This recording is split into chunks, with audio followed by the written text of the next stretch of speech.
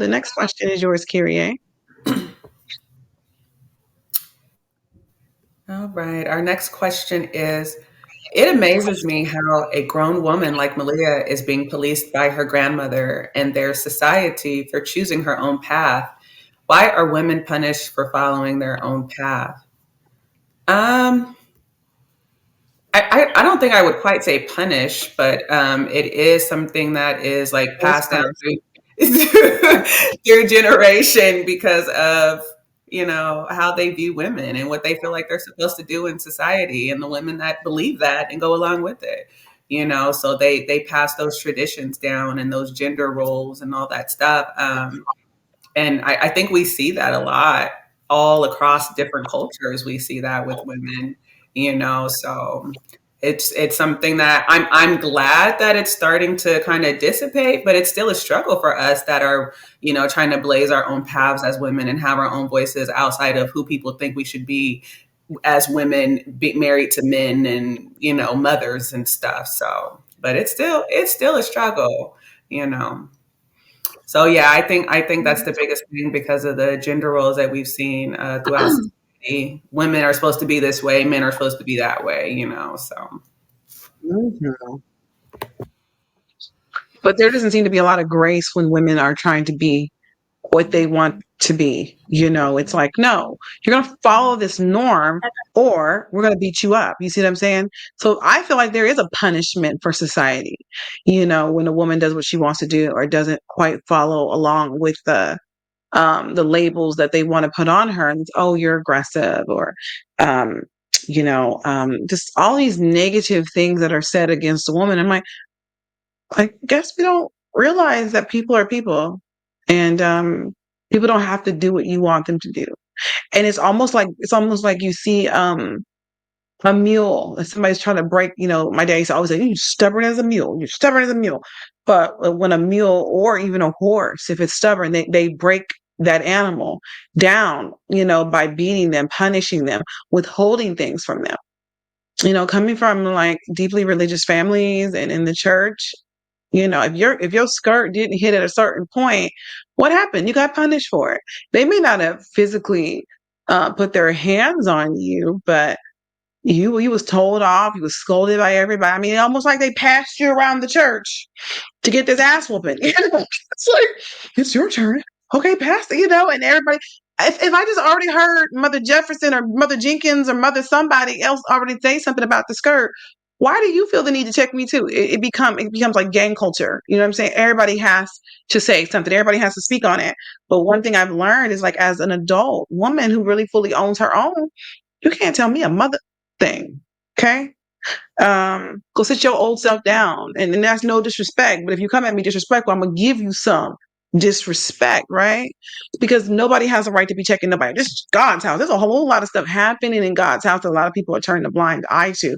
And you'll tell a person, oh, the pastor got a couple little concubines running around here, male and female. And you'll sit up there and say, well, it's not our job to be gossiping. We need to be praying. But if somebody comes in here and her skirt is in the middle of her kneecap, not below 2.5 inches, then everybody has to have something to say.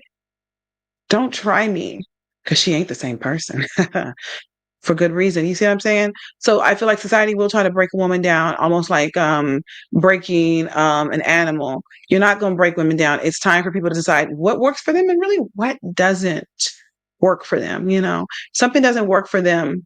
It's okay to be like, let people be free. I remember as a child, my dad would say, well, when you get older, you're going to get married and have kids. And I say, oh, I'm not going to do that. I didn't see a happy or a healthy relationship between my mom and dad growing up. So I was just like, oh yeah, I'm not getting married. I was fully determined I was going to stay single for the rest of my life. Not because I hated people, but it just seemed like everybody's relationship around me as a child, nobody seemed happy. And I was like, why would I sign up to be unhappy? And I remember my mom and dad constantly telling me, you have to be married. You have to. And so, you go ahead and you get married and you have kids. And then I found out later on in life, like, oh, I didn't actually have to do that. I could do what I wanted to do. I mean, my husband's great, that's fine. And the kids are wonderful for the most part. And then they make me want to run away. But like, people have options and choices, and what's good for you isn't what's good for somebody else. I do feel like women are punished in our society for wanting to think outside the box, and men Well, aren't yeah, punished for thinking outside the box. yeah, and that's I guess the way you put it, I agree. It could be a type of form of punishment. But the way I was saying it is like, all these traditions have been passed down. So Physical. yeah, so it's Yeah. like, you're supposed to do it the way we did it. You're supposed to do it the way we did it. So I'm like, it's not an intentional Oh, hell punishment. no.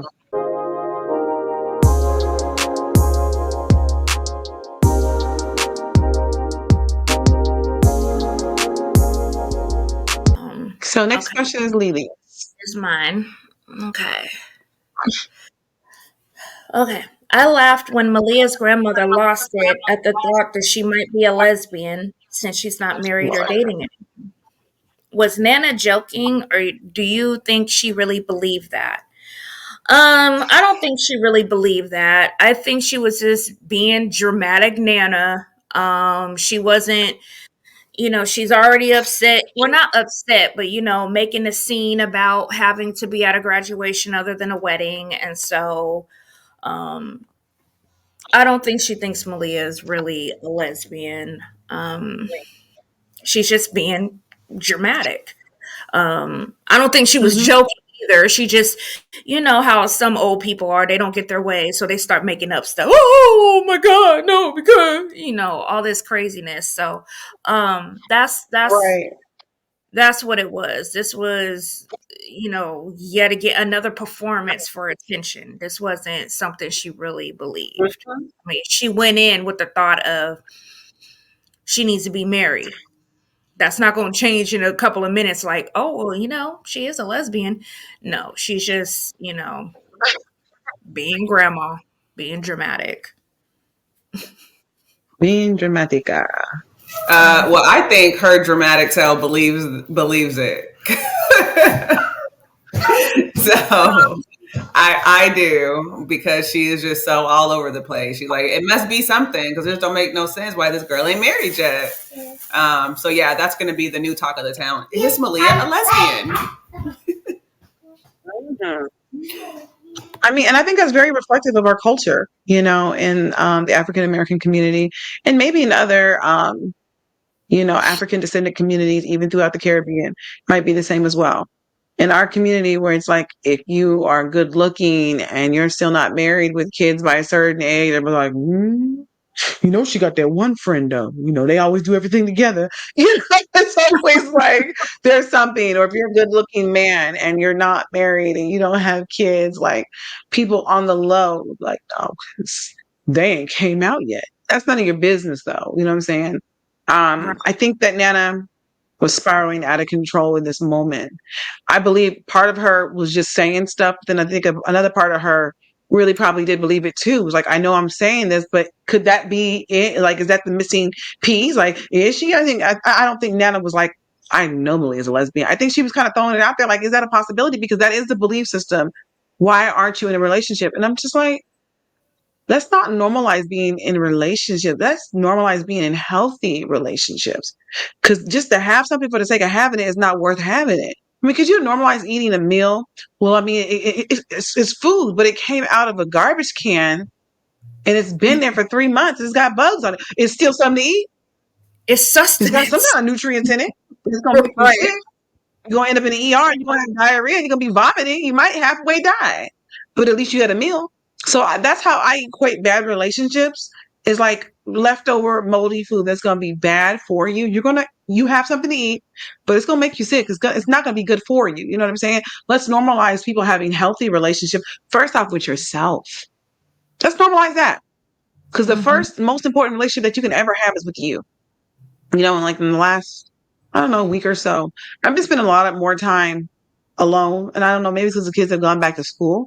And sometimes I think you can kind of just get used to people being around you all the time, or having somebody to talk to all the time, where it's just like it's comforting to hear another voice. But I've been finding so much comfort in just absolute silence. And me and my cats walking around here looking at each other, and they trying to get my attention for some treats, and I'm trying to just make a sandwich and chill and do my work. But there's something beautiful about being safe in your own environment, being safe in your own body. that you don't have to have a bunch of noise around you. I'm like, I remember I had an aunt and she was always alone, because she didn't know how to treat people. hmm See how the devil do you? So she ended up being alone because she was just very abusive, verbally abusive to people. And I don't care who it was. If you could be a Safeway, you was going to get it, baby. The ones and the twos. You was going to get it. So she always had to have the TV on. And I said, like, why you need to have the TV on? Or just need some noise around me. If you always have to have something on around you, is because sometimes when you're quiet, it's all these thoughts and different things that now you have to deal with. But if you got random noise on the background, it's easy to be like, they say that the farmer's almanacs predicts we're going to have a rough winter. And then your mind is thinking about, I got to order boots off of Amazon. I got to get snow chains and I need to winterize like, it's easy for your mind to kind of just drift as sounds come in and out of rooms. But when you're really by yourself, are you comfortable? Are you okay? Can you be alone by yourself? People in our society are really struggling with that. What's so I'm funny, one of Alicia? them people. I'm like, you're like, are you okay? I'm like, mm-mm. I always have to have the TV on, something right. Even when I'm reading, I have to turn on, like, I'll go on to Facebook Watch and just put my phone to the side and, be reading. Or I got to have background noise. Like, even now, Mm-hmm. well, I'm talking to you guys and interacting and blah blah blah. But I'm like, when we log off, I'm gonna put something on YouTube or something real quick, even though I'm gonna be around the house doing things and stuff.